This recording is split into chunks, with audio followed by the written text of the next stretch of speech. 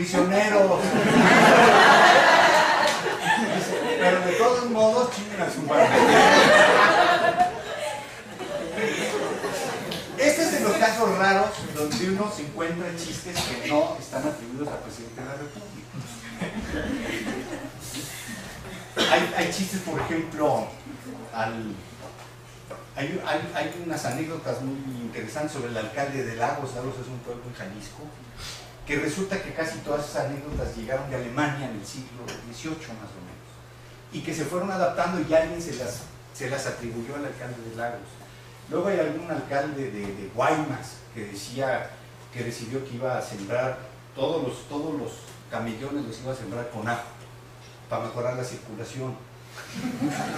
Pero son chistes muy aislados, son chistes sueltos, ¿no? Repito, uno se los está encontrando por ahí. Si ustedes presionan a los gobernadores por supuesto van a decir que nadie les hace chistes. El gobernador de Chihuahua, ¿se acuerdan que le dieron un balazo en la cabeza a Patricio Martínez? Fue hace... ¿cuántos gobernadores? ¿Tú que hiciste que sí? ¿Cuántos son? ¿Hace cuántos? ¿Dos? ¿No? Ahora ya va a ser senador. Bueno, pero son los reciclajes del PRI. Bueno, de eso no se trata, ¿no? Y resulta que a Patricio Martínez le dan un balazo en la cabeza y sobrevive. Y entonces él le gustaba contar el chiste que decía, la mujer que le disparó se llama Victoria. Y entonces él decía que en la cárcel de Chihuahua estaban prohibidos los frijoles de la olla y la cerveza Victoria. Y se reía mucho con el chiste. El chiste que él no contaba es ¿por qué no se murió? Porque cuando le dio el balazo, la bala entró, buscó, no encontró nada, se salió y se fue. Pero repito, son pocos, ¿no? Alguien me decía cuando escribí la segunda edición, ¿y vas a escribir los chistes de López Obrador? No, porque normalmente los candidatos no les hacen chistes. Una excepción es Salinas, porque Salinas era un candidato tan fuerte desde que era secretario de Programación y Presupuesto, que prácticamente su elección es una elección anunciada. Y eso provoca que los chistes se enfoquen en Salinas todavía antes de que sea electo y lo demás. Hay un chiste buenísimo, ¿no? Que dicen que en ese entonces de la Madrid hace un proceso de auscultación en el PRI para que no fuera muy evidente el dedazo. La verdad es que Salinas es presidente porque el padre era muy poderoso, el tío Ortiz Mena era muy poderoso, entonces la red política de Salinas realmente le abrió el camino para llevarlo a la presidencia. Pero como era muy evidente, entonces de la Madrid hace una convocatoria y nombran a 6 políticos que iban a ser los candidatos. Pero esa pasarela resultó mal, por lo evidente de Salinas. Entonces el chiste dice que hicieron una segunda pasarela para arreglar los errores de la primera, ¿no? Entonces en la segunda pasarela le dicen a Manuel Bartlett, que era secretario de Gobernación, le dicen, licenciado Bartlett, díganos por favor una palabra con hiperactivo. Dice, ven, qué agilidad mental de este candidato, es una maravilla, vean nada más. Y le toca a Salinas, licenciado Salinas, díganos una palabra con hiperinflación. Qué control de las variables económicas tiene este candidato, vean, es de lujo. Y le toca a Ramón Aguirre, que era contador, y era el jefe del departamento del DF, y le dice, contador Aguirre, díganos por favor una palabra con hiper. Farmacia. Es como que farmacia. Farmacia y perfumería. También chiste raro porque es un chiste que se refiere más al candidato y le pega mucho menos a Salinas, le pega mucho más a Ramón Aguirre, etc. Pero lo genérico es que los chistes nos enseñen esa imagen del presidente. ¿Qué hay en las constantes? Los chistes se refieren casi siempre a la corrupción. Es muy difícil que nos enseñen chistes sin corrupción. Hay un chiste aquí de Maximino Ávila Camacho. Maximino Ávila Camacho era el hermano de Manuel Ávila Camacho. Y Maximino estaba muy enojado porque él decía que su hermano era un imbécil y que tenía que ser presidente era él. Y nunca se aguantó la idea de que él no hubiera sido presidente. Claro, había sido gobernador de Puebla Y cuando el hermano lo nombran presidente, Maximino se nombra él a sí mismo secretario de Comunicaciones. Y entonces cuenta que en una ocasión mandó llamar a uno de sus ayudantes y le dice: me he enterado que se compró usted una casa. Pues sí, general, fíjese que con mucho trabajo me compré una casita. ¿Y cuánto le costó? Pues me costó 200,000 pesos.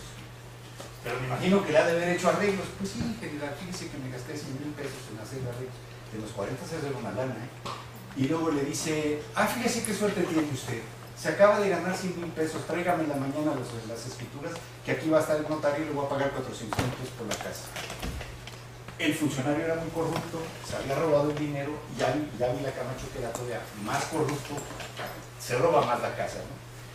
Hay por ahí un chiste que se lo hicieron originalmente a un presidente ruso, que es igual, que llega un representante de una armadora de coches creo que también es con Ávila Camacho, y dice: vengo con la encomienda de regalarle un coche. Y Ávila Camacho dice: no, yo no puedo aceptar un regalo tan caro, como se le ocurre. Pero como el otro tenía la instrucción de que fuera efectivo el regalo, lo está presionando, y de repente dice: ¿sabe qué, señor presidente? Páguenmelo. ¿Sabe cuánto cuesta el coche? Dice: ¿qué tal si me da 5 pesos? Hombre, por ese precio mande 2. El chiste encontré a un ruso, un presidente ruso. Yo llegué a la conclusión, siguiendo el planteamiento de un historiador estadounidense. Él dice que la expresión del pueblo es el folclore, es la expresión donde el pueblo va mostrando sus principios, sus costumbres, etc. Ese es el folclore. Y él dice: igual como el folk tiene su lore, también la élite tiene su lore.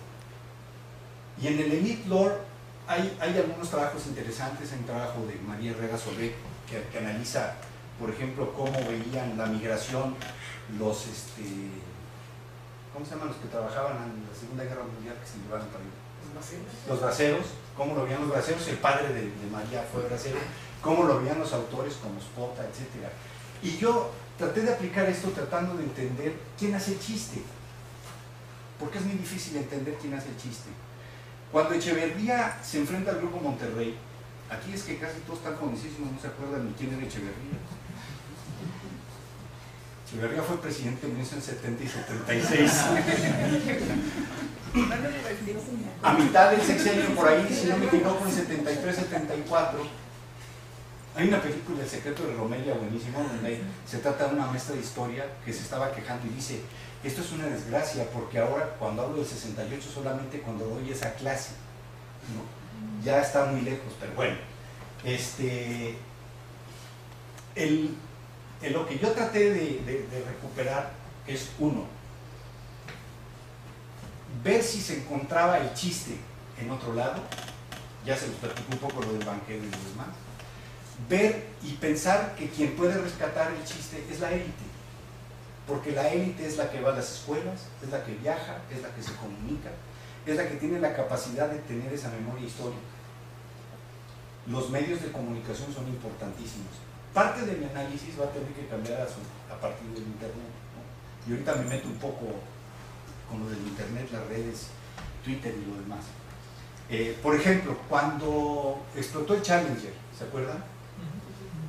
A la media hora que explotó el Challenger, el mismo chiste se escuchó en las dos costas de Estados Unidos. En el Challenger iba una maestra, y entonces cuando la maestra se fue a la casa, le dijo al marido, dice: tú alimentas a los niños, yo alimento a los peces. Bueno, ya sé que es humor negro, pero así es el chiste. Lo interesante, porque el Challenger explotó en el aire, en el mar, lo interesante es que el chiste surgiera, que no surge simultáneamente, sino que surge en un lado, y alguien toma el teléfono, le habla a su cuate, se lo cuenta y ya automáticamente se comunica.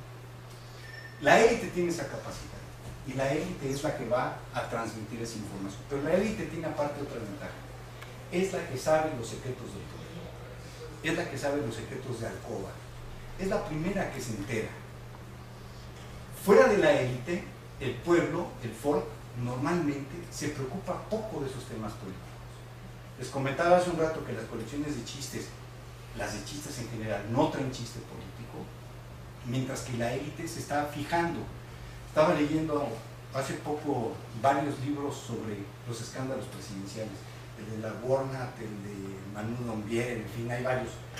Y entre ellos, por ejemplo, leo uno sobre todos los escándalos de López Portillo, de los que yo no estaba enterado, ¿no? López Portillo a los 62 años le hace un hijo a una amiga de su hijo. El presidente todavía tenía esa capacidad mágica, ¿no? Esos escándalos, ¿quién se entera? Pues no se entera como diría la hija de Peña, ¿no? Un prole no se entera, porque no le preocupa, ¿no? Sin embargo, ahí les va. Dice que estaba López Portillo en su cama en Los Pinos y de repente un apagón. Y entonces el tipo bien enojado le habla al jefe del Estado Mayor: ¡Godínez! Unos gritos, y ya llega Godínez corriendo. Digo, usted, señor presidente, ¿dónde está la luz, Godínez? Dice, está a su lado, señor presidente. No sea pendejo, Godínez, la corriente. Esa anda de gira en Europa con la Sinfónica. ¿Sí le entienden? ¿Sí saben quién era la luz? Rosa Luz Alegría. Rosa Luz Alegría, que se decía era amante del presidente, ¿no? Que decían que fue un prodigio químico. Dice, porque un cuero lo convirtió en cartera. Cartera ministerial. Esos chismes de alcoba, la élite se entera, porque hay alguna manera como que es, o porque lee periódicos en un país de no lectores. ¿Sí? En este país la lectura promedio es un libro al año. Y el periódico que tiene el tiraje más grande no pasa de 60,000 ejemplares, y es periódico nacional. Entonces, la gente que no se entera de esos chismes y los programas estos escandalosos de la tele y del radio no se meten con el presidente. Porque si hay algo que el poder político no permitió nunca, fue liberar a los medios masivos para que los medios masivos pudieran meter chiste político. Les pongo varios ejemplos. El primero que se revela es el Loco Valdés. De aquí la mayoría ni saben quién es, ¿verdad? Sí. ¿Y saben? Bueno, el Loco Valdés estaba loco, por eso le dicen el Loco Valdés, ¿no? Sí, bueno, no. Pues en una ocasión, ya no está. En una ocasión el Loco Valdés llega en su programa de televisión y dice, ¿saben quién fue el primer presidente bombero de México? Bomberito Juárez. Lo castigaron. Lo sancionaron con el programa, le cobraron una multa grandísima y como ya le habían cobrado una lana fuertísima, regresa y dice, no solamente era el primer presidente bombero, sino que tenía una ayudante, doña Manguerita Maza de Juárez. Eso fue escándalo nacional. Que Loco Valdés en la televisión contando un chiste de esos. Yo me acuerdo que pasa mucho tiempo y de repente cuando el gobierno se apodera de lo que hoy es Televisión Azteca, el canal 8, el 13 y el 8, en el 13 le da a Marco Antonio Flota, a Héctor Lechuga y a Salinas el Bueno. ¿Cómo se llama Salinas el Bueno? Su nombre. Chucho Salinas.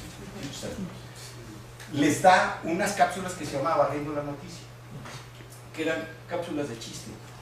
Y cuando va el chiste, cuando van a llegar al punchline, o sea, al personaje, se acaba.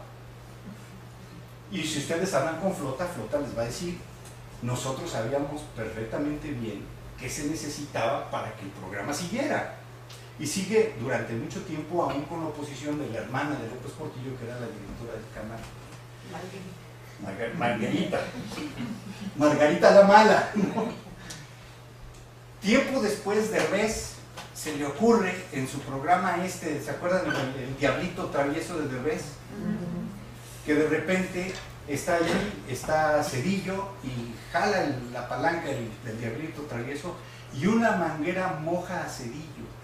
Esa era la broma por la cual Derbez tuvo que pedirle permiso a Los Pinos. O sea, quedaba perfectamente claro que los medios masivos no los iban a soltar. Los libros no importan, pues ¿cuántos compran un libro de estos? 5,000 personas compran un libro de estos. No lo lee nadie, déjenlo, no pasa nada. Pero los medios masivos ahí sí no se van. Y ahí sí, todo el poder del control y de la censura es fuertísimo. Entonces ya hablamos de las élites, ya hablamos de todo eso, una nota sobre los límites de mi trabajo. Y aquí está el límite, ¿no? Esta es la página de Messenger de Fox. ¿Se alcanzan a ver bien? Sí. Bueno, ya ahorita con Twitter ya nadie tiene páginas de Messenger, ¿verdad? Ya esto ya es historia. A ver, dice Chente Fox, ¿y yo por qué? ¿Se acuerdan de la frase famosa del ¿y yo por qué? Cuando Salinas, el malo, el peor, porque ya son muchos Salinas malos, manda a tomar las instalaciones del Canal 40 y un reportero le dice a Fox, oiga, señor presidente, ¿pero usted qué opina de...? Y Fox le dice, ¿y yo por qué? Señor presidente, ¿qué tiene que ver con que haya una fuerza paramilitar tomando instalaciones de televisión? Entonces dice, tiene 5 millones de correos nuevos de mexicanos y mexicanas que quieren que se largue a chingar a su madre. ¿Saben por qué vino el Papa en época de Fox? Porque vino a ver cómo en 5 años había 80 millones de arrepentidos.